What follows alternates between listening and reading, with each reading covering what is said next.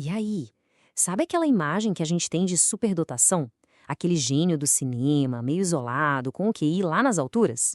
Pois é, hoje a gente vai quebrar completamente essa ideia. Vamos dar uma olhada num jeito muito mais moderno e bem mais pé no chão de entender o que são as altas habilidades. Uma visão que pode transformar a sala de aula. Olha só que virada de chave. É uma mudança radical mesmo. Antes se pensava que era algo que nascia com a pessoa, era fixo. E a régua era sempre o QI. Agora, a nova visão é totalmente diferente. A gente está falando de algo dinâmico, que muda, que depende muito do ambiente e que é plural. Ou seja, pode aparecer de 1000 jeitos diferentes. Bom, e para guiar a gente nessa conversa, nosso roteiro está bem definido. Primeiro, vamos esquecer um pouco essa fixação no QI. Depois, vamos entender o modelo dos 3 anéis, que é genial. Aí a gente parte para a prática, como avaliar de um jeito justo, como identificar esses potenciais e, no fim, qual é o verdadeiro papel da escola nisso tudo. Então, vamos começar pelo começo. É hora de derrubar o pilar que sustentou essa ideia antiga por tanto tempo. Vamos desmistificar essa história de que tudo se resume ao QI. Essa citação, que vem da pesquisa atual, é um nocaute na visão antiga. O que ela diz, em bom português, é que a ciência já superou essa ideia de um gênio do gênio, ou de um número mágico que define tudo.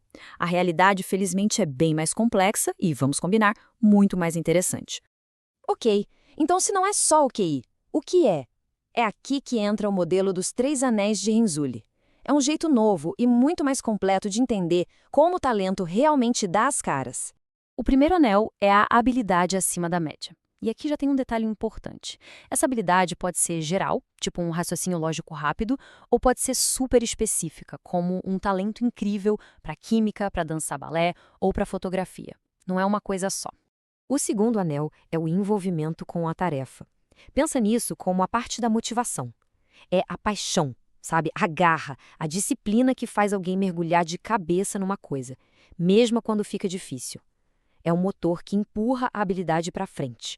E para fechar o trio, a criatividade. E calma, não é só sobre ser artista. É sobre ter curiosidade, pensar fora da caixa, ter ideias originais e principalmente estar aberto a coisas novas.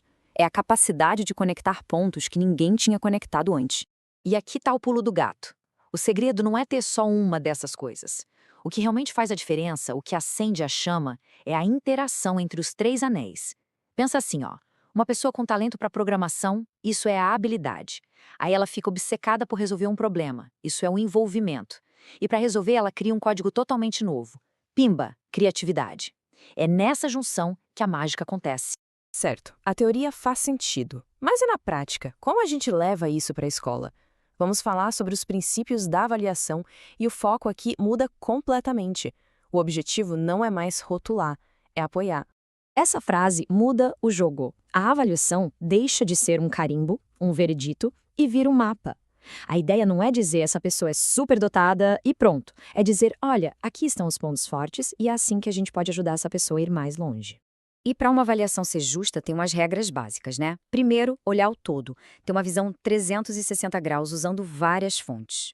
Outro ponto crucial, um aluno pode ser brilhante e não tirar as melhores notas. Uma coisa não anula a outra.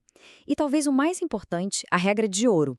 Se bateu a dúvida, a decisão tem que ser sempre a favor do estudante. Sempre para incluir, nunca para excluir. Beleza. Com esses princípios em mente, como seria um processo de identificação de verdade? Vamos conhecer o sistema Grupo de Talentos, ou Talent Pool, que coloca tudo isso em ação de um jeito bem concreto. E é aqui que a gente vê o tamanho da transformação, porque olha só esse número, a gente sai daquela ideia de ficar peneirando, procurando só aqueles 3 a 5% de sempre, para abrir a porteira, sabe? A ideia é criar um grupo de talentos com 15 a 20% dos alunos. A lógica muda completamente. Não é mais sobre exclusão, é sobre garimpar talentos. O processo é como uma rede de pesca, não uma linha reta. Começa com dados mais objetivos, mas depois vai se enriquecendo com o olhar dos professores, dos pais, dos colegas e do próprio aluno.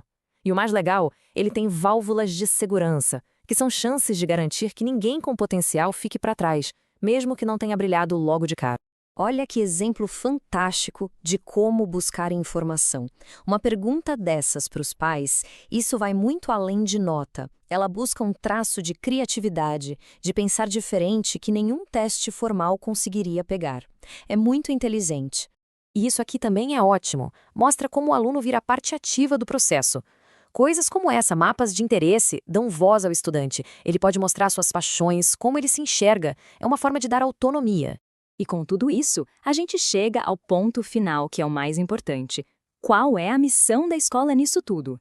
É criar um terreno fértil, um ambiente onde todo tipo de talento possa brotar e crescer. Essa é a mensagem central, que desmonta qualquer ideia de elitismo. Não se trata de ser melhor que ninguém. Se trata de ter necessidades diferentes. É sobre equidade. É reconhecer que alguns alunos aprendem de um jeito diferente e que a escola tem o dever de atender a essa necessidade, assim como atende a qualquer outra. E nesse cenário, o papel do psicólogo escolar muda muito. Ele deixa de ser alguém que só aplica testes e se torna um verdadeiro agente de mudança.